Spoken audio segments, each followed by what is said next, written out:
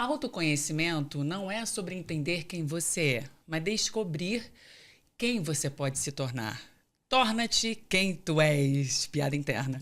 Bem-vindos ao podcast do Clube da Fala. Então fala! Ê! E hoje nós temos aqui o mestre dos mestres, dos mestres dos magos, Eric Loureiro! Obrigado, gratidão. Eric Loureiro, já vou dizer aqui que nós admiramos muito, fizemos um treinamento, não somente eu, como todos os líderes do Clube da Fala, e saímos de lá transformados. Sim.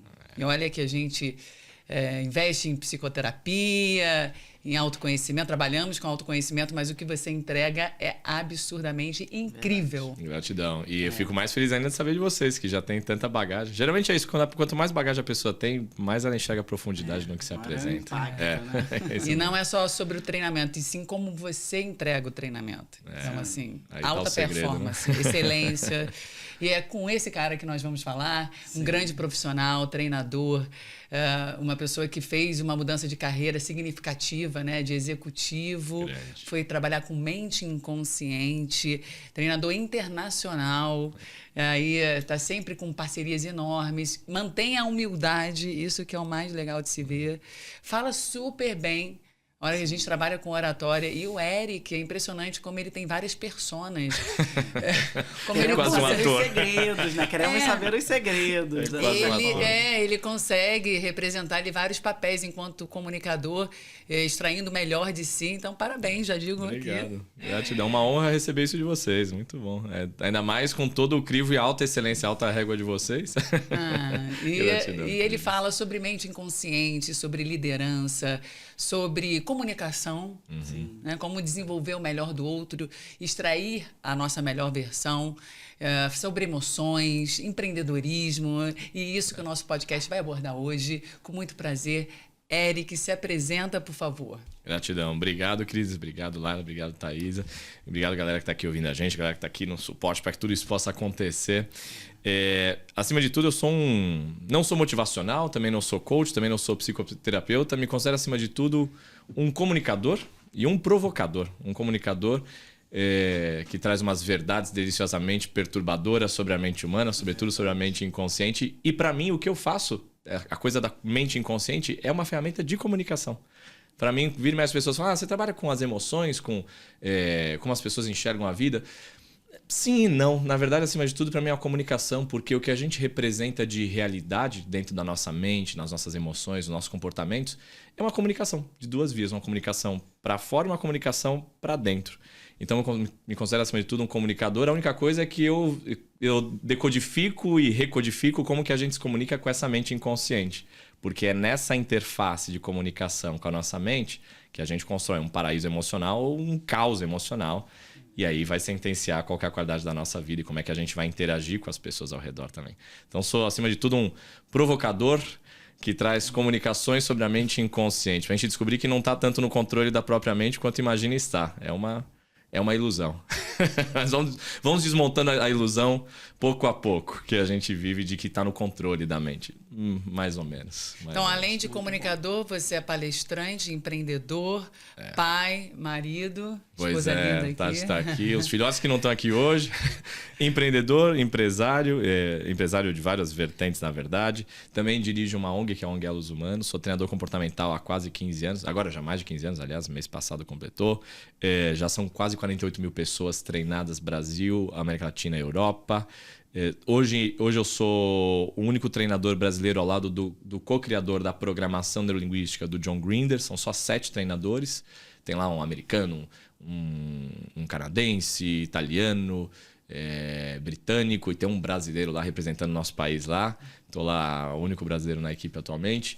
E sirvo formando ao lado do co-criador da PNL, formando outros treinadores de programação neurolinguística.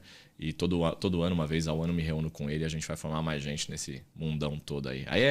E o que é interessante, porque a gente vê como que funciona comportamento, mentalidade e padrões de mente inconsciente de gente do mundo inteiro. E de verdade, é quase igual. Muda alguns filtros culturais, mas na base somos todos basicamente iguais. Por isso que não tem como não se manter humilde quando a gente sabe que a base da mente é exatamente a mesma. Todos nós temos bugs e vírus mentais.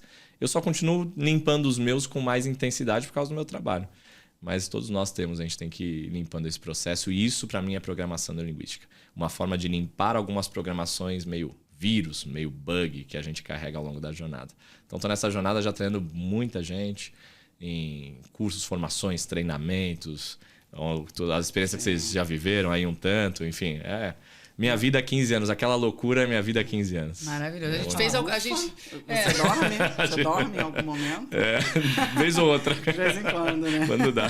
E, Eric, a gente ficou tão empolgado com a sua presença que a gente pediu para você se apresentar primeiro. Agora a gente vai se apresentar. Boa. Mas antes, mudamos o script para variar do roteiro. Mas antes, faça a sua autodescrição. A gente faz sempre assim, né? Boa. Como você está vestido, você é um homem branco. Se descreve, por favor. Perfeito, para quem não tá visualizando. Boa demais. Sou um homem que me considero branco, apesar de vó mulata, alguns dizem que é meio moreno, sei lá o que virei eu. Brasileiro, né? Que essa é a beleza brasileira. Mistura. Homem branco, estou vestido com um terno preto aqui, uma camisa... Que cor que é isso aqui? Azul cinza, que nem eu Azul visualizando marinho. consigo descrever. Azul marinho. E a gente está sentado num podcast maravilhoso aqui, um ambiente... acolhedor, tem uma mesa de madeira aqui na minha frente, uma caneca maravilhosa do Clube da Fala aqui na minha frente, aqui, coisas maravilhosas. Estamos aqui para servir e agregar valor da forma como a gente puder fazer. Muito bom, parece que ele está sempre em cima do palco, né? Maravilhoso, sempre palestrando. Às vezes dá problema, ser treinador em casa dá problema. Sei bem como é. Thaisa, se apresenta, por favor. Bom, eu fiz a minha... Olha eu nervosa aqui. É porque você falou meu nome, né? Meu nome é Thaisa Assunção. Eu fiz a minha primeira venda com 9 anos. Nunca mais parei. Tenho 15 anos de experiência em vendas e comunicação, dos quais 10 ao lado dessa mulher incrível. Eu entrei no Clube da Fala como estagiária, passei por todas as áreas da empresa e hoje eu estou como head de negócios. Autodescrição. Sim, verdade. Eu sou uma mulher branca, de cabelos pretos. Tô vestindo uma blusa branca e uma calça rosa. Tá ótimo. Tá ótimo. Bom, meu nome é Laila Weintraub, eu sou fonoaudióloga, professora de oratória, especialista em comunicação. Já trabalho há mais de 20 anos com comunicação, minha paixão. Além disso, comecei como professora de oratória, depois fui para a área comercial, empreendi, continuo empreendendo. O Clube da Fala cresceu, me tornei líder, formadora de líderes. Hoje somos mais de 40 colaboradores que transformam a comunicação de pessoas para maximizar relações e resultados, com treinamentos online, ao vivo, presenciais, em company, e atendemos empresas como Bank of America, BYD, Globo, BTG Pactual. Fazemos isso com muito amor e muita ciência. E excelência, que eu já sei. Porque nós também, nossos líderes e equipe já estão usufruindo também, né? Estão passando lá com vocês em processo. Obrigado. O Bruno, seu sócio. Né? Tá. O Bruno, meu sócio, está maravilhado lá. Falou, voltou, encontramos parceiros de excelência. Que bom. Ela é incrível. Inclusive, nós temos uma parceria já com Elos. Exato. Uma grande parceria. Exato. Vai entrar em ação em breve. E a ideia é que a gente trabalhe a comunicação das pessoas, porque o Eric desperta algo bastante, vamos dizer assim, profundo, interno, e é importante depois a gente trabalhar o externo. Exato. E vice-versa. Também não adianta a gente trabalhar o externo sem se aprofundar muito. E por mais que a gente trabalhe com equilíbrio emocional, nada se compara a um treinamento comportamental que vocês fazem. Né? Mas chacoalhar num nível de profundidade traz uma congruência, que traz uma força para a comunicação externa. Né? Mas é o que você falou também, se a pessoa também está muito congruente dentro dela, mas não consegue transmitir para o mundo externo, também é uma peneira. Né? Isso, e às vezes é por simples falta de prática, não é nem porque ela não é capaz, porque ficou muito tempo calada. Né? Eu não falava em público, você sabe, né? Não, nunca então te falei? Me conte essa história. A gente quer saber como que você se tornou esse cara famoso internacional. Uma maluquice. Eu não falava em público, Sério? 16, 17 anos atrás, eu tinha uma fobia de falar em público. E era forte, assim. Eu sou músico, sempre fui músico. E na época a gente tinha um quarteto. Eu sou guitarrista de blues. Blues, jazz, música brazuca, umas maluquices que a gente fazia, mas acima de tudo de blues. E tinha um vocalista que assumia a comunicação com a galera, né? E esse vocalista teve um desafio, teve um AVC, depois não conseguiu seguir a rotina nossa e tal, preferiu se recolher e contribuir com a gente de uma outra maneira. E nisso alguém tinha que assumir o microfone, pelo menos temporariamente. A gente olhou ao redor, entre os 3, eram 3 com fobia de falar em público, e eu me lancei a isso, né? Eu falei, eu assumo isso daí. Só que foi extremamente difícil.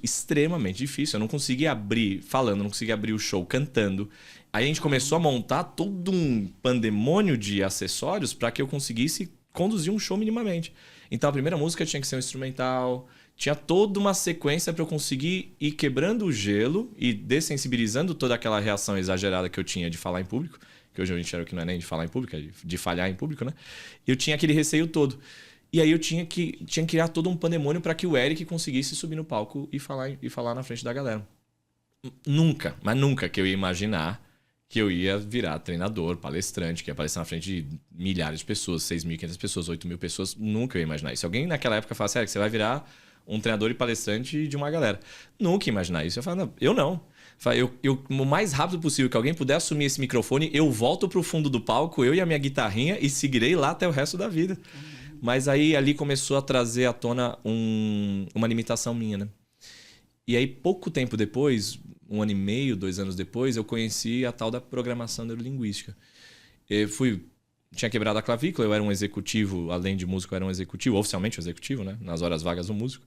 Eu era um executivo e eu vivia para cima e para baixo, na América Latina e tal, tocava uma operação, era super jovem, mas já tocava uma operação grande, uma grande multinacional espanhola, e eu quebrei a clavícula.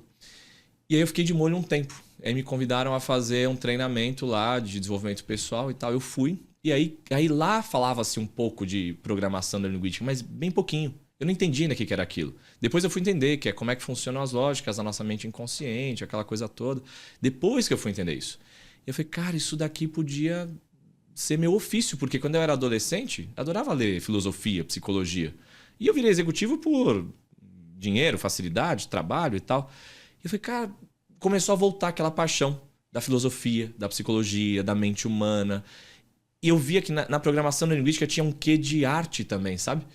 E aí eu não achava espaço para viver essa arte no meio executivo. E, cara, treinamentos, cursos, tem um espaço para arte, tem um espaço para música, tem um espaço para performance, tem um espaço para fazer as pessoas sentirem coisas, que é o que eu gostava da música, de fazer as pessoas sentirem coisas que estavam dentro delas. Falei, cara, tem um lugar para isso tudo. Como é que eu junto isso tudo? Só que tinha um grande limitador. Que era para eu fazer tudo isso, eu precisava falar em público.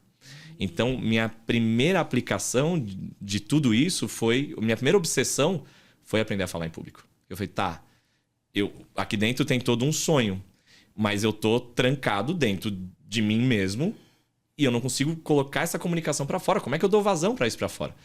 E aí que eu fui buscar aprender sobre oratória, sobre essas técnicas. Junto com isso, tudo que eu estava aprendendo de programação neurolinguística, a primeira grande coisa que eu apliquei foi com isso e com a minha saúde. Eu ficava doente toda semana, ficava gripado o tempo todo. Hoje em dia é raríssimo eu ficar doente, raríssimo. E aí eu fui limpando tudo isso na comunicação e junto com a questão de saúde foram as minhas 2 grandes vitórias. Foi quando eu comecei a falar em público. Falei, que loucura, eu estou fazendo uma coisa que era impensável até pouco tempo atrás. E hoje faz muito bem. Imagina. Porque sustenta um palco ali 36 horas. 36 horas sem parar. Como você mesmo fala, entre sussurros e gritos. Isso, loucura. Uma loucura. É uma maratona vocal aquilo tudo, né? Ainda tem essa questão da voz, porque você entende de musicalidade e com certeza do timbre vocal, de como utilizar. Também foi algo que você trabalhou? A música te ajudou? Você foi testando? Teve ajuda profissional? Também. Mas, graças a Deus, existem fonoaudiólogos nesse mundo, né? Graças ao universo. Graças ao universo. Então, eu fiz um grande trabalho na fonoaudiologia. Se você pega gravações minhas de, sei lá, talvez 7 anos atrás, 8 anos atrás, era outro timbre de voz completamente diferente. E o cansaço que eu tinha. Como era o seu timbre? Outro. Era mais nasal? Era mais nasal. Era nasal e articulação. Tinha uma articulação que eu falava aqui assim. Eu até vídeo de reproduzir. Era mais anasalado e mais aqui na ponta da língua, assim, entre os dentes, assim. Não articulava tanto. Não articulava tanto. Era difícil a inteligibilidade era super comprometida. E hoje em dia eu tenho certeza que um dos trunfos que a gente tem de conseguir fazer as pessoas acessarem emoções dentro delas é essa modulação vocal, é saber usar, porque vira e mexe eu conduzo exercícios e dinâmicas que as pessoas não estão nem me vendo. A luz do salão está mais baixa, elas estão voltadas para dentro delas, estão de olhos fechados. Verdade. Então, o único mecanismo que eu tenho de produzir de fato toda aquela transformação ali é a voz, no final das contas. E vai se resumir ao que eu digo e como eu digo. Só que hoje em dia, já de muitos anos para cá, minha maior obsessão é no como eu digo as coisas. Então, a fonoaudiologia foi para mim determinante nesse processo. Para trazer uma voz com uma curva melódica mais rica, para trazer uma voz mais grave, mais de peito, mais com ressonância, para não me cansar tanto. Porque no treinamento tem hora que tem sussurro, tem hora que tem grito, tem hora que eu tenho drive na voz. Como é que joga nesse lugar todo? Só que depois que eu fui entender, eu falei, todo líder tinha que saber isso. Pois é. Porque a única diferença entre o que eu faço dentro de sala e o que um líder faz numa empresa ou numa casa é que eu só tô ali no script mais com um microfonezinho em cima de um palco. Mas o processo, no final das contas, é um processo de influenciar, de despertar emoções, de tocar o coração das pessoas, de influenciar novos pensamentos, abrir caixinhas da mente. Então, como é que a gente faz isso? É basicamente a voz. Meu instrumento de trabalho é a voz. Só que não adianta eu conhecer um monte de mente inconsciente e programação neurolinguística se a voz não fosse abrindo esses espaços para trazer à tona essas emoções, entendeu? Então, fiz fonoaudiologia por muitos anos, graças a Deus. Gostei disso, tá Graças vendo, a gente? Deus. Ó, e se você tá aí em casa, não gosta do som da sua própria voz, quando escuta um áudio, acha estranha, anasalada, aguda, ela pode ser trabalhada assim como o Eric trabalhou. A minha voz era extremamente aguda e anasalada, fiz impostação vocal. Então, nada é tão bom que não possa ser melhorado também. Não transmitia credibilidade nem confiança. E eu não gostava de ouvir a minha voz. Eu não gostava de ouvir na caixa de som, não gostava de ouvir no celular, não gostava de gravação, eu detestava ouvir. Só que aí eu evitava fazer contato com aquilo que eu tinha que melhorar. Como é que eu vou melhorar se eu evito fazer contato? E aí eu tive que me lançar nisso tudo. Graças a Deus. Que bom. Vocês existem. Ótimo. Que bom que você existe agora também, dessa forma. Seria muito difícil fazer o que eu faço sem dominar esses usos da voz. Todo líder precisa disso. Todo líder precisa disso. A gente Todo líder trabalha precisa muito, disso. trabalha muito. As pessoas se conduzem mais pelo como do que pelo que a gente diz. Sim. E existe uma preparação. Tem. Pra você ficar ali no palco, não perder a voz, não diminuir. Inclusive, eu assisti um podcast, eu ouvi um podcast seu que você estava fazendo, o podcast 30. Logo depois de um treinamento. Foi. Que você Como já conhece que você treinamento. consegue? Não era pra ter Pois voz é, naquela não altura do era. campeonato, né? Não era pra ter voz, não era pra ter energia. Que Não. pra mim, você saía dali e ia pra um retiro. Ia pra maca, sair de Pois lá 2 é. dias depois. Tem preparo. Eu faço exercício vocal o tempo todo. Eu tô às vezes dirigindo no intervalo. Você faz exercício. Às vezes eu tô tomando banho, tô no quarto ainda, me preparando para ir pro centro de convenções lá e tô fazendo exercício com a voz. É uma musculatura, né? Depois de um tempo fica mais fácil, né? Então hoje já me demanda menos. Antigamente eu tinha rotina de treino como se eu tivesse uma rotina de treino de ir pra academia. De fato, eu tinha horário para parar, para treinar a voz, alguns momentos no dia. Cuido muito da hidratação. O sono na medida do possível, tem sido menos do que desejaria que fosse. Então a voz paga um certo preço por isso também, porque eu não reponho o sono totalmente na rotina que eu tô nos últimos meses. Mas tem um preparativo. E com técnica, hoje eu consigo chegar no limite sem passar dele. Então tem dinâmicas que eu sei que eu tô operando em altíssimo risco ali. Que eu boto drive na voz, que tem ali, eu tô na ponta dos dedos conduzindo aquela dinâmica. É sempre um cuidado muito grande. Porque é muito maluco, né? Porque eu tenho que sentir toda aquela emoção. Sim. Eu tô lá vivendo a dinâmica que a gente tem que sentir uma grande indignação por situações da nossa própria vida, né? E eu tenho que sentir essa indignação. Ao mesmo tempo, uma parte do meu cérebro tem que estar um pouco mais técnico, pensando até que ponto a gente está passando o limite na máquina toda, nas pregas vocais, até que ponto a gente ainda está conseguindo... Emoção e razão trabalhando ali. É uma loucura. Nem sei te explicar o que acontece no meu cérebro. Não, mas aproveitando que você falou de limite, você contou a história da sua vida, né? Você passou por um grande choque, uma grande mudança. Será que a gente precisa passar por esses obstáculos? Tem que chegar até o limite, essa coisa de aprender na dor, no amor, porque seria tão mais fácil se a gente pudesse chegar na nossa mente inconsciente, saber isso desde pequenininho, sem precisar sofrer tanto. Mas o sofrimento faz parte da vida. É antagônico, né? Os traumas são importantes também. Doideira Até isso, faz, né? mas precisa sofrer tanto, né? Exato. Pra tomar consciência. Exato. Aí é um ponto, né? Daria pra gente aprender sem sofrer? Daria. Mas o aprendizado sem sentir é que não é fácil. Não precisa ser sofrer. É que sofrer é igual a sentir. Mas sofrer não é o único sentir entre tantos sentir. Qual que é o grande lance? A nossa mente inconsciente, ela tem uma hierarquização das memórias que são registradas no inconsciente por impacto emocional. E aí que mora a questão. A verdade é que a gente bota muito foco nos episódios que mudam a nossa vida pelo sofrimento. Mas também tem episódios que teve muito amor que muda a vida para sempre. O nascimento de um filho. Aquilo é um episódio de amor que muda... às vezes amor e sofrimento junto, né? Depende de qual que é o prisma, né? Do ponto de vista do homem é fácil dizer isso, né? Mas qual que é o grande lance? Tem forte impacto emocional. Tendo forte impacto emocional, aquilo marca de um jeito diferente o inconsciente. A gente não lembra direito, provavelmente, do que comeu 10 dias atrás.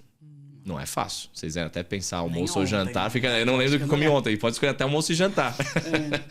Agora, se eu te pergunto o que a gente comeu no último Natal, perceba como muda às vezes. Você vai lembrar com quem você estava. Vai lembrar provavelmente o que aconteceu no Natal, qual foi o prato, qual foi a sobremesa. Se de repente perguntar do Natal do ano passado, do ano retrasado, né? Vai conseguir lembrar eventualmente. Então por que eu lembro do Natal e não lembro de 10 dias atrás? Porque o Natal tem algum tipo de impacto emocional.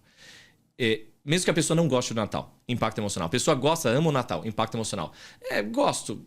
Impacto emocional. O que seria uma informação menos relevante para o inconsciente? Seria se eu fosse totalmente indiferente ao Natal. Mas é difícil ser indiferente ao Natal. Sim. As coisas mudam ao redor. Então, quando tem impacto emocional, quanto maior o impacto emocional, maior a hierarquização, maior o lugar do ranking que o inconsciente vai colocar aquela memória. E aí isso marca a nossa vida. Então, por que tem que aprender pela dor ou pelo sofrimento? Não tem que, mas aqui sofrimento causa impacto emocional. Mas pelo amor também dá. É que tendenciosamente, a gente tende a botar mais filtro no nosso inconsciente no negativo. A gente não anda dentro do... Quer dizer, eu pelo menos não ando dentro do limite de velocidade, lembrando que eu estou cuidando da segurança social. Eu não lembro desse negócio. Eu ando dentro do limite de velocidade para não tomar a multa, para não me lascar no final do dia.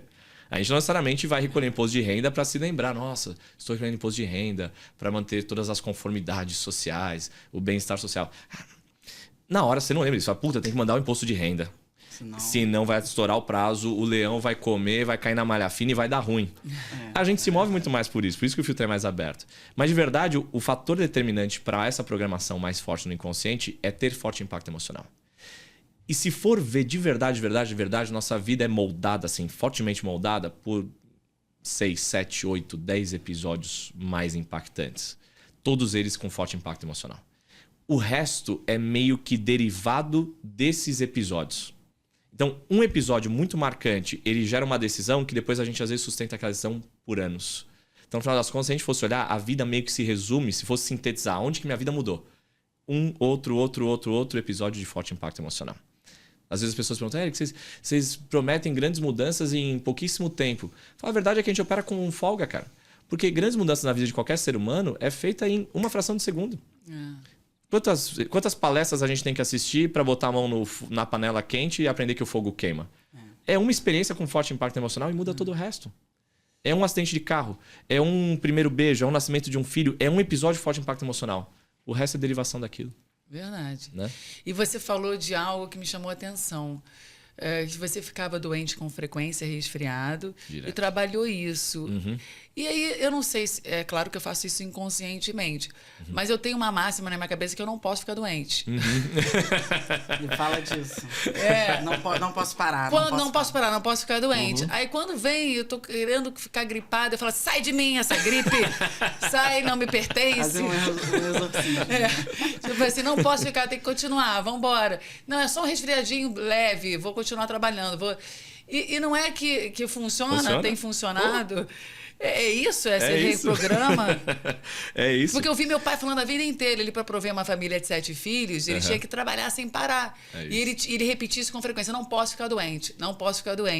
E ele viajava, ele não parava, raramente ele ficava doente. Aí eu tô seguindo os passos do meu pai. Pegou? Deu certo? E eu tive a mesma coisa com meu pai. Meu pai falava um negócio, quando eu era pequeno, meu pai falava assim, eu tenho uma saúde de aço inoxidável tratado. Não fico doente por nada. E no primeiro momento eu não peguei isso do meu pai. Depois que eu fui pegar isso do meu pai. No primeiro momento eu ficava doente sempre. Por quê? Eu também tinha na mesma influência familiar a minha avó. Quando eu era moleque, a gente levava a figurinha repetida do albinho de figurinha e levava pra escola pra trocar as figurinhas repetidas. A minha avó não. Minha avó levava remédio pra trocar remédio em casa pra saber. Que remédio você tem aí, Fátima, que eu não tenho aqui? Deixa eu trocar. Ó, eu tô aqui com remédio a mais. O que você tem aí de bom? Pega esse aqui meu, deixa eu pegar esse seu. Então eu tinha referência do meu pai e tinha referência da minha avó. Eu, no primeiro momento, por influência, peguei mais a da minha avó. Então eu ficava doente sempre. E depois eu fui descobrir que era um mecanismo que eu usava para chamar uma certa atenção e para me tirar de um lugar de pressão. Aonde que eu ficava muito doente? Na escola. Eu detestava ir na escola. Detestava. Sempre detestei ir para aula. Sempre gostei de estudar. Sempre gostei de ler muito livro. Mas não gostava do calendário da escola. E para eu conseguir fugir, entre aspas, né? Fugir legalmente da escola, eu tinha 2 saídas que eu descobri. Um era pela enfermaria, outro era pela diretoria. Então, ou eu tava arrumando briga com algum amiguinho, ou eu tava na enfermaria doente.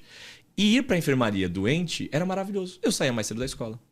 Minha mãe, na melhor das intenções, como o filhinho tava doente, dava um presente pra eu me reanimar mais rápido. Uma atenção especial. Uma atenção especial. Era uma delícia ficar doente.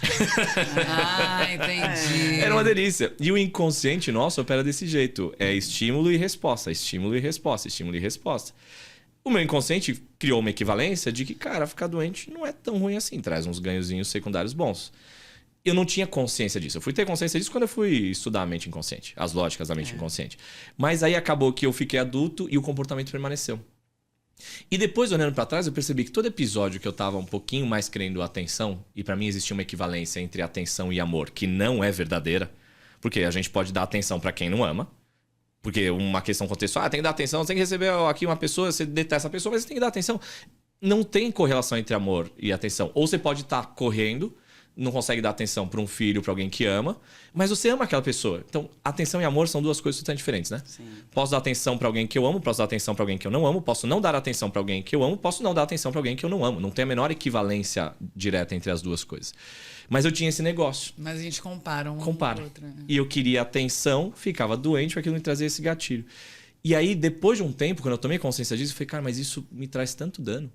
Se eu quero atenção e amor, eu teria jeitos tão mais elegantes, tão mais saudáveis para eu chegar lá. E aí que se procede uma mudança a nível inconsciente. É quando eu respeito que há uma intencionalidade no meu inconsciente em fazer aquilo. Tem uma coisa em neurolinguística que eu gosto muito que diz que todo comportamento tem uma intencionalidade positiva. Não que seja um bom comportamento, mas ele busca algo de bom, ele busca algum ganho.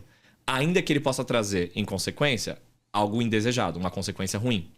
Mas é respeitar aquela intencionalidade. Por que as pessoas não conseguem mudar? Porque elas não respeitam a intencionalidade. Para mim, a mudança ela é em ver. Esse comportamento está buscando o quê? O Eric doente está buscando o quê? Está buscando atenção e amorosidade, que para mim era a mesma coisa. Né? Hoje para mim está muito claro que não é. Então, não adianta eu trocar isso por um comportamento que não atende isso. Então, hoje em dia, eu também busco amorosidade e atenção, só que de jeitos mais elegantes. Hoje em dia, por exemplo, um mecanismo que eu uso muito é, primeiro, se eu tô precisando sentir amorosidade e carinho, primeiro eu vou entregar amorosidade e carinho. Porque hoje em dia eu já criei uma nova possibilidade. Quando você quer amorosidade, carinho e atenção, entrega primeiro que vai voltar. Naquela época eu não tinha essa possibilidade no meu repertório inconsciente, então eu ficava doente. Quando eu percebi essa lógica, caiu. E aí começou a vir a crença que nem a sua. Você falou, cara, eu não posso parar. Eric, isso sugestiona ou dirige o inconsciente? Dirige. É o que a gente chama de lei interna inconsciente. Alguns chamam de crença. Eu gosto de lei interna inconsciente. Cada um tem uma constituição, tem um estatuto. A sua constituição, Laila, é essa. Só que toda lei interna inconsciente, toda coisa que você acredita e que você verbaliza e ganha mais força ainda, eu digo que é uma premonição autorrealizadora. Premonição autorrealizadora significa você profetizou o que vai acontecer, acontecerá. Eric, mas é certeza que vai acontecer? Certeza absoluta 100%? Talvez não, mas no mínimo vai aumentar muito a probabilidade, ou vai te acelerar a recuperação, ou vai fazer com que você sinta menos os sintomas, mas alguma influência vai ter. Por quê? Porque você já sugestionou e já direcionou o inconsciente para sentir mais algo, sentir menos algo, para acelerar um sistema imunológico ou não. Mesmo princípio de placebo. Tomo uma pílula de farinha, creio que vai funcionar e me curo. Quem curou foi o remédio? Foi a mente. Só que eu sugestionei a mente, usei, na verdade, a pílula para deflagrar o processo de cura bioquímico. Você usa uma frase para deflagrar um processo de cura bioquímico ou levantar um sistema imunológico. Eu faço mais ou menos... Hoje em dia eu falo igual meu pai. Minha saúde é aço inoxidável tratado. Adorei. Então aí, gente. A mente. Né? Ela Agora, determina. que loucura é essa do dia a dia que qualquer situação ou pessoa que você convive que teve um comportamento, você vai... Esse comportamento está acontecendo por conta do subconsciente, do inconsciente. Acontece que assim, a gente começa a trabalhar no clube da fala. Olha, o Bruno fica assim. Não sei o que, a gente analisa a comunicação da pessoa o tempo inteiro. Não tem como. Mesmo sem querer. O Bruno, que foi Não fazer desliga nunca. duelos, que foi fazer treinamento com a gente, ele passou o treinamento, ele falou, não, que loucura. Agora eu acessei aqui um pensamento. Isso. Eu descobri, porque na minha mente inconsciente, ele ficava o treinamento inteiro assim, não, você está fazendo isso, aí falava pro outro aluno. Porque a sua mente inconsciente fez isso e isso, porque lá atrás, que a gente. Aí todo mundo, gente, o que ele tá Não falando? desliga, né? Não desliga nunca. É que a gente não consegue mais não ver o código-fonte. É assim como vocês não conseguem não. Vocês não conseguem não ouvir minha voz e não gerar falar, uma mínima nossa, análise, entendeu? Tem voz de peito aí, tem isso aí. Cara, tem alguma análise aí. Sim. Qual que é o grande lance? A gente não consegue não desligar. Não que eu... Antigamente eu tinha um problema com isso, viu? Isso aí que você falou, Thaís. Isso aí eu tinha um problema. Porque às vezes eu tava treinador o tempo todo em tudo quanto é contexto. Imagina, em casa treinando a esposa. Não tem hora que não dá. Não que não pense, mas não tem que ficar fazendo intervenção pentelhando as pessoas, né? É, com os filhos. Tem hora que é só brincar. Às vezes eu vejo ali, putz, será que essa programação aqui vai gerar uma consequência desafiadora ali na frente?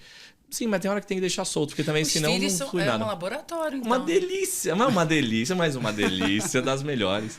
Por quê? Porque eles são o puro inconsciente, ainda mais que os meus 3 pequenos, eu tenho 3, né? Os meus 3 pequenos estão tudo na fase que são o inconsciente ambulante. É o puro funcionamento do sistema inconsciente. Eu tenho uma de 6 anos e meio, outro de 2 anos e meio, outro de 10 meses. Cara, é o puro inconsciente. Então é um laboratório. Então assim, eu vejo a interface, eu brinco com isso, eu faço intervenções. Tem hora que eu não digo que estou fazendo uma intervenção, mas eu faço. Então, quando eu conto uma história minha, não é porque... Às vezes a gente fala, pô, o cara conta muita história dele. Não é. Toda vez que eu conto a minha história, tem uma intencionalidade. Eu sei que a minha história está servindo de metáfora próxima para gerar uma transformação em quem nos ouve, por exemplo. Então, essa intencionalidade de intervenções meio que não desliga nunca. Mas não é pesado. É gostoso, eu me divirto. É tipo um jogo de xadrez. Eu tô o tempo todo jogando xadrez... Ou fazendo uma dança, ou é tipo uma dança. Sim. Eu tô o tempo todo numa dança, mente com mente. Eu adoro isso.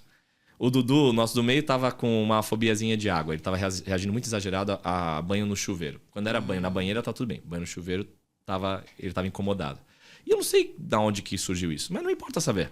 A gente foi... Eu tava lá em Santa Catarina, tava lá no norte de Santa Catarina, tava na praia. Você quer saber? Deixa eu ver se eu faço uma intervençãozinha com aquele negócio que o Dudu tá incomodado com água de chuveiro. Eu tava na praia. Falei, vou brincar aqui com umas técnicazinhas com ele. Vou brincar com ele na água e vou ver o que acontece. Puf! Nos dias seguintes, tomou banho de chuveiro normal. É uma delícia, é super divertido.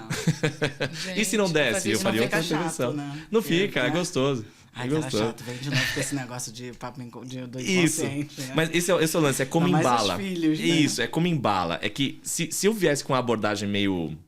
sou o seu terapeuta, sou o seu treinador. Puta, pode ser enfadonho, entendeu?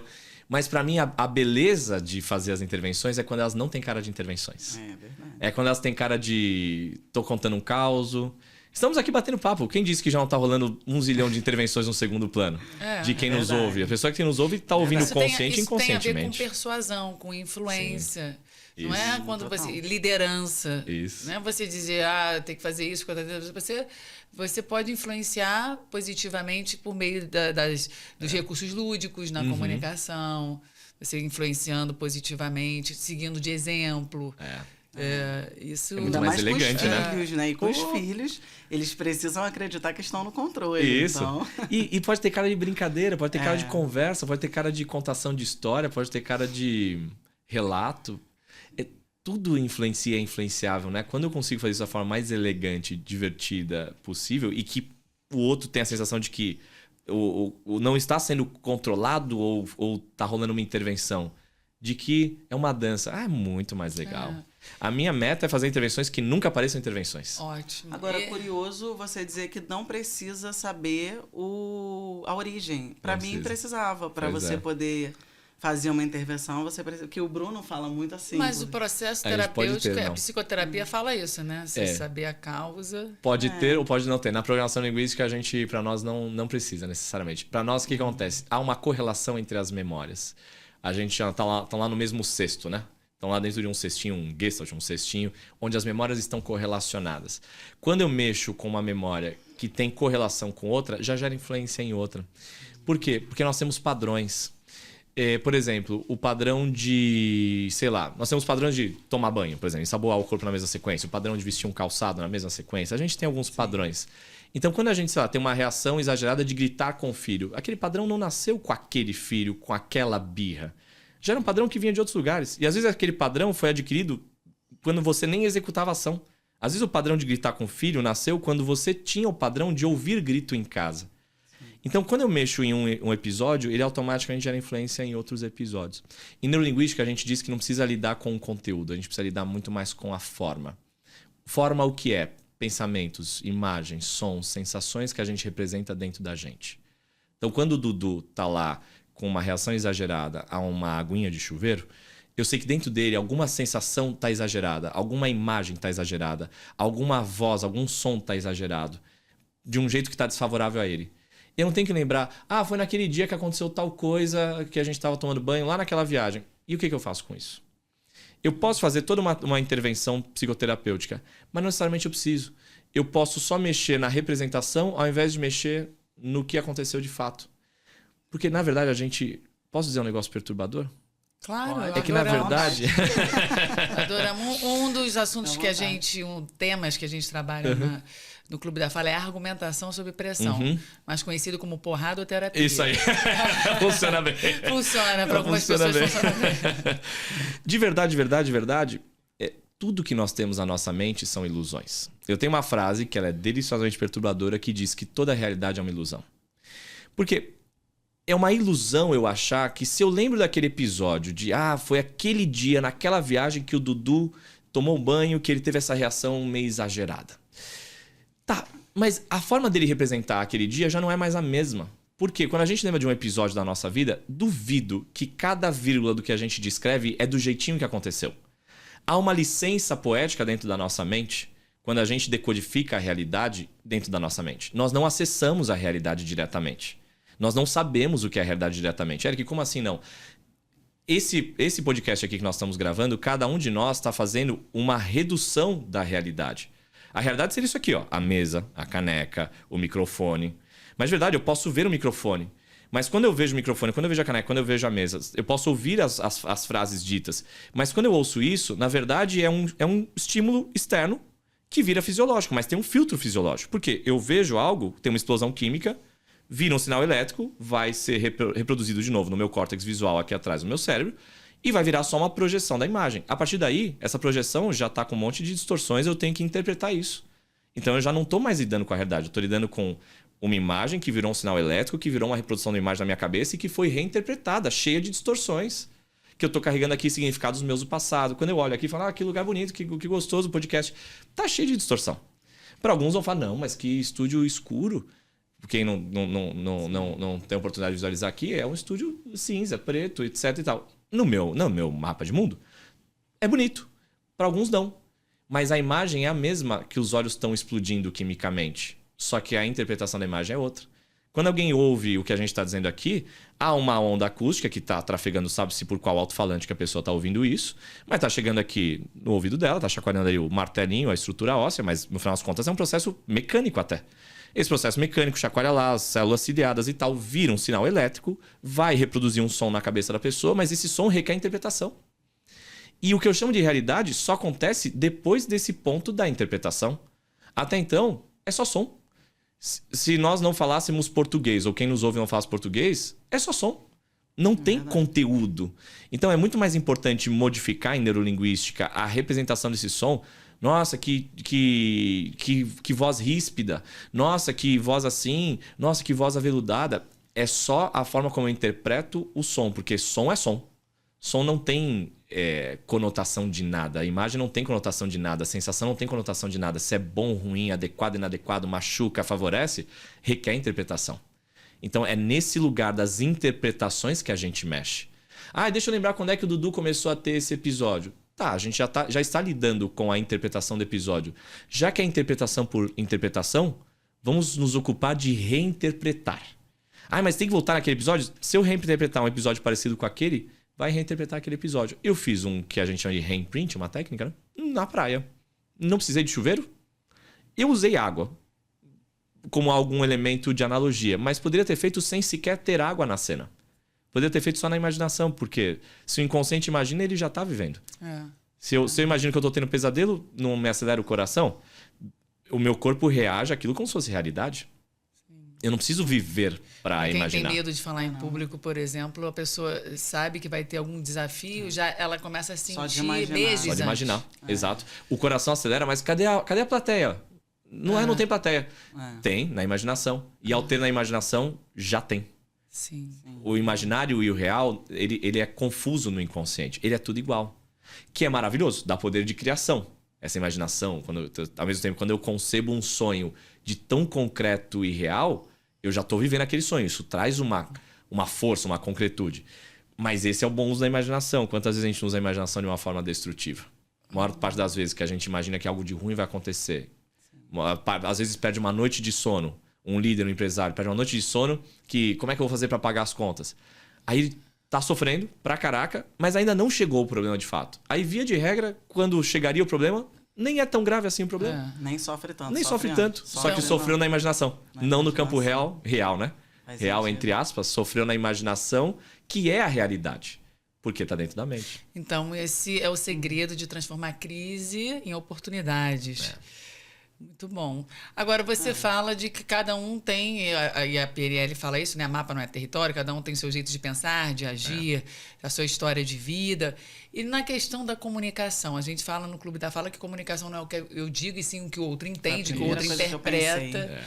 E essa adaptação é importante quando vamos nos comunicar, como líderes, como pais, ajustar a nossa comunicação para cada tipo de pessoa? Esse é um ponto. Comunicação, eu parto de um pressuposto também, que o responsável pela comunicação é o comunicador e que a comunicação é avaliada pelo resultado que ela produz, não pela sua intenção como comunicador. Por quê? Por causa desse elemento que eu trouxe agora há pouco mesmo.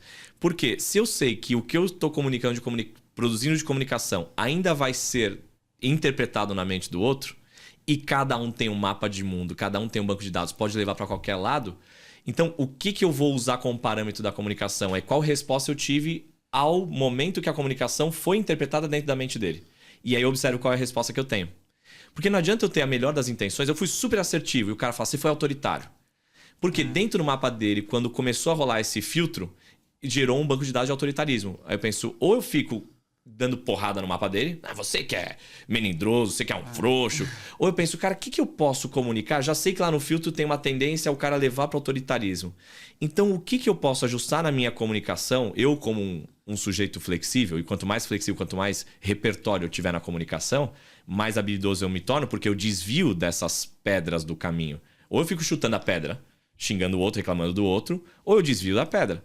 Se eu sou um comunicador habilidoso o suficiente, não importa qual mapa eu pegue ali, eu consigo adaptar minha comunicação a como funciona aquele mapa. Então, o cara interpreta que é autoritário. Tá, peraí, deixa eu só fazer um ajuste na minha comunicação para eu desviar desse banco de dados que eu já sei que está levando para o autoritarismo. Desvio e comunico. Eu vou chegar no mesmo lugar. A única coisa é que eu, por ter flexibilidade, vou gastar menos estresse, menos bala na agulha. E quanto mais flexível eu consigo ser, mais gente eu consigo liderar e influenciar. Então, um líder que lidera muita gente, ele sabe que no mapa daquelas pessoas vai ter de tudo. No nosso instituto eu tenho gente desde 22 anos, gente de 64 anos. São gerações diferentes. E mesmo não dá para rotular também as pessoas da mesma geração, porque dentro das pessoas da geração tem muita diferença. Gente de tudo quanto é canto do país, tem muita diferença. Então, às vezes eu falo de um jeito, às vezes eu falo com o outro de outro jeito. Às vezes em um contexto com um é de um jeito, outro contexto com o outro é de outro jeito. Para mim, o bom comunicador, ele é flexível. E ser flexível não é ser bonzinho ou ceder. Ser flexível significa ter muitas variáveis na comunicação. Todas suas, todas... A gente não é o mesmo. Se a gente estiver numa festa de casamento, a gente não é o mesmo no podcast, a gente não é o mesmo numa formatura. Cada contexto vai mudar a gente. Então, como é que eu acesso essas partes minhas na comunicação, de acordo com o que eu estou comunicando, sabendo que o mapa do outro está distorcendo? Eu vou considerar a distorção do mapa do outro na hora de emitir minha comunicação. É uma comunicação que é meio centrada como se eu estivesse, ao mesmo tempo, na primeira posição minha de comunicador e na segunda posição de receptor, imaginando para onde vai esse filtro. Isso muda a assertividade da comunicação. Bom comunicador, ele é flexível. Congruente, mas ele tem muitas variações, muitas cores, muitas variações. Não, esse final de semana... Desculpa. É porque eu quero dar um exemplo da Thaís. Eu quero dar um exemplo da Thaís. Precisa aprender isso. A gente... Final de semana, a gente estava... Ela é líder comercial, né? E aí a gente estava debatendo o que era certo, o que era errado. Que a gente nunca faz, a gente faz com relação a uma decisão, enfim... E aí, e essa semana também, o que a gente ia fazer após um evento, qual era a melhor estratégia e tal. E aí eu falei, não, acho melhor fazer isso e tal. E aí a Thaís, não, acho melhor fazer aquilo, E a gente, como duas argumentadoras, né? Sim. Aí, uma de um lado, outra de outro, outra do lado. Aí eu falei assim, não, Thaís, a gente vai fazer assim. Laila, basta você falar, é assim que eu quero que faça, e acabou. Aí eu falei assim, mas já eu estará não... o certo. Quer dizer, ela quer que eu seja autoritária com ela. Só que eu adoro argumentar. É encurta. Vai ser do jeito dela. Por que você quer que eu argumente? Mas você vai ser do seu jeito. Isso, e eu não consigo ser. Então, assim... Mas você também adora um embatezinho desse, mas né? no fundo eu gosto. Claro. É uma perda de tempo. Ela precisou desligar a ligação e ligou de novo pra continuar debatendo. Pra mim já tinha acabado ali. Tipo, não, vamos fazer Você já tinha até despachado o jeito dela fazer, mas vamos debater pelo esporte. Mas olha, como a Laila falou, é uma coisa difícil, ainda mais no dia a dia de um líder que tem 1 milhão de coisas e a gente vai conversar com uma pessoa, precisa ajustar a comunicação, aí vai conversar com outra completamente diferente, não tem como virar uma chavinha utilizando o inconsciente. Isso. Ajuda a gente nisso. Ajuda. É uma Como dança. Qual que é o lance? O que é o melhor mapa de mundo como influente? É o mapa que tem mais repertório. Por quê? Alguém consegue se comunicar com uma pessoa muito metódica e alguém consegue se comunicar com uma pessoa muito loucona e vou criar aqui, doideira e tal. É uma pessoa que consegue trafegar bem em qualquer contexto que venha. A gente tem uma pressuposição de neurolinguística que diz que o elemento mais flexível de um sistema é o elemento que vai liderar o sistema. É o elemento que vai influenciar, vai controlar, vai liderar melhor. O adaptável. Isso, porque ele vai conseguir conectar com muitos mapas diferentes. Não que ele perca a personalidade. Ele tem a personalidade. Mas a personalidade dele tem muitos papéis. Todos nós temos isso, na verdade. A única coisa é ser habilidoso em todos esses papéis. Ser um bom argumentador firme e, ao mesmo tempo, ser um bom gentil amoroso. Porque a gente está lidando com coisas muito subjetivas. Outra coisa que cai por terra, quando a gente pensa que toda a realidade é uma ilusão. Para mim, o certo e o errado ele é muito questionável. Sim. O adequado e inadequado é muito questionável, porque é certo ou errado na opinião de quem? De acordo com o mapa de quem? O meu mapa. Só que tem tantas minúcias e variáveis na experiência humana que é muito difícil você ter uma referência absoluta de certo e errado. A gente vira e mexe, tá discutindo conceitos acreditando que são concretos, mas eles não são, eles são abstratos. O que é certo? Não dá para pegar o certo. O que é ética? Não dá pra pegar ética. Você não foi justo, hein, cara? Então me pega a justiça, me mostra a justiça. Não dá, cara. Justiça é um processo inconsciente que cada um representou e a própria pessoa não sabe. Se você falar assim, tá, então me explique o que é justiça no seu mapa. O sujeito vai dar umas 2 ou 3 frases meio rasas e evasivas ali, porque não é. Tem toda uma construção, tem um monte de episódio que o cara viveu às vezes na infância, na adolescência, que fez ele ter aquele senso de ética, de justiça, que é diferente do que o outro viveu. Então toda essa relativização, ela torna pra mim o certo e errado muito ilusório. Vira e mexe eu falo, cara, isso aí que a gente tá discutindo é cachorro. Querem saber qual que é a teoria por trás do cachorro? Assim, isso aí que fulano fez, eu não considerei correto. Falei, cara, correto é cachorro. O que é cachorro, Eric? Simples. Querem fazer uma brincadeira, um experimento aqui? Vamos fazer nós 3 juntos? Vamos fazer o seguinte, vamos pensar cada um de nós 3 num cachorro, tá? E um cachorro que a gente conviveu, que a gente convive, que foi ou que é importante pra gente. Vamos pensar, inventarizar o bichinho do jeitinho que é e tal. Agora vamos nós 3 responder junto. O cachorro que a gente pensou é grande, médio ou pequeno? Médio. O meu é médio. Grande. O cachorro que a gente pensou, ele é manso ou arisco? Manso. O meu é manso. Ele é de que cor? Branco de bolinha preta. É meio cinza. Meio branco, meio acinzentado. O cachorro que a gente pensou é novo, velho ou meia-idade? Novo. O meu é senhorzinho. Ou seja, cada um de nós representou cachorro com 3 facetas diferentes. Por quê? Da onde é que a gente foi consultar? Cachorro. Eu só falei uma palavra. Só que eu fui buscar o Telzinho lá em casa. Falei, putz, o Telzinho lá em casa. Então eu crio numa palavra... Aí, tá vendo? O que é uma palavra? Uma palavra é só uma chave. Uma chave que abre o quê? Um banco de dados. E o que está contido nesse banco de dados? Memórias. Memórias prévias, experiências prévias. Então, e aí dentro dessas experiências, eu convivi com vários cachorros. Dentro dessas experiências, eu também tenho ranking dessas memórias, dessas experiências prévias. Qual que eu vou buscar? Alguma que é mais intensa ou mais marcante para mim, ou que está sendo mais relevante nesse contexto para mim. Então, eu fui marcar o Telzinho, porque acabei de ter um momento legal com o Telzinho. Quando eu tava ontem, ele chegou em casa, fiz um carinho no Telzinho e tal. Então, eu fui abrir a palavra cachorro, abri um banco de dados no meu inconsciente, varri esse banco de dados todo, encontrei um episódio que seja relevante, entre vários episódios de memória, e aí eu correlaciono todo esse banco de dados com cachorro. Mas na hora que a gente está discutindo cachorro, ética, justiça, igualdade, não é tão simples tomar consciência que esse processo de consulta e manejamento do banco de dados está rolando no segundo plano. Eu juro que eu estou discutindo conceitos racionais. Não tem nada de racional nisso. São conceitos conscientes. Quase nada está consciente. A gente está consciente de quase nada, muito pouco. A gente está aqui conversando, não está pensando sobre o pH sanguíneo do nosso corpo, não está pensando sobre o batimento cardíaco, não está pensando sobre a pressão que a busanfa está fazendo na cadeira, não está pensando sobre a posição do pé, sobre a posição da mão. Só que conforme a gente vai falando essas coisas, vai abrindo caixinhas do inconsciente para a gente pensar nisso. Quase toda a experiência humana, ela é transferida para o inconsciente. E a gente acha que está no controle da mente. Jura de pé junto. A gente ficava aqui mais umas 5 horas. Estamos chegando no fim. Com verdades deliciosamente perturbadoras. O nosso podcast dá para conversar horas com você. Massa, dá pra falar muita coisa boa. Porque dá. Muito aprendizado. Tem muita né? coisa nisso. Muita. E é isso que norteia a nossa vida. Pois é. Isso é tinha que ser humana. ensinado na escola, no ensino fundamental. Tinha. Se nós somos, de certa forma, reféns pro bem e pro mal do inconsciente, como é que a gente não sabe como lidar com essa coisa que nos, de certa forma, nos domina? Pro bem e pro mal. Todo ser humano há metodologia de fracasso e de sucesso. Porque faz coisas que geram sucesso e não sabe direito o que está fazendo, tem consciência de pouco, e faz coisas que geram fracasso que não sabe direito o que está fazendo, tem consciência de pouco. Se tivesse consciência do bom, fazia mais, melhor em outros contextos. Porque às vezes o sujeito é super bom em produzir riqueza, mas não é bom em saúde e relacionamento com família, ou vice-versa. E se tivesse consciência, mudava o que não está funcionando direito. Tá tudo lá. Maravilhoso. Tá tudo lá. Se você quer mudar o que não funciona direito na sua vida, procura o Eric. Bora.